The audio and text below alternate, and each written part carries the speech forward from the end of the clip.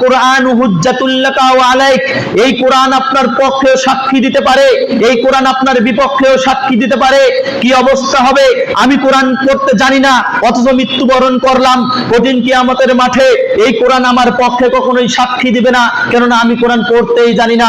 রাসূল সাল্লাল্লাহু আলাইহি ওয়াসাল্লাম বলেন, কিয়ামতের মাঠে ইয়াতি ইয়াউমাল কিয়ামাহ, কিয়ামতের মাঠে এই কোরআন চলে আসবে, কোরআন আগমন করবে, ওই ব্যক্তির জন্য সুপারিশ করবে। এই পরে আরেকটা হাদিস বলছি, আল্লাহ রাসূল সাল্লাল্লাহু আলাইহি ওয়াসাল্লাম বলছেন, শুআবুল ঈমানের মধ্যে হাদিস বর্ণিত হয়েছে, সহিহ ইবনে হিব্বানের মধ্যে হাদিস বর্ণিত হয়েছে।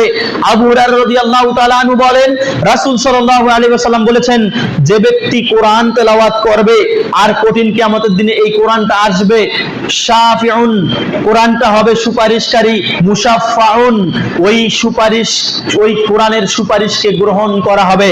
পবিত্র কোরআনুল কারীম কঠিন কিয়ামতের দিনে যে পক্ষে কথা বলবে তার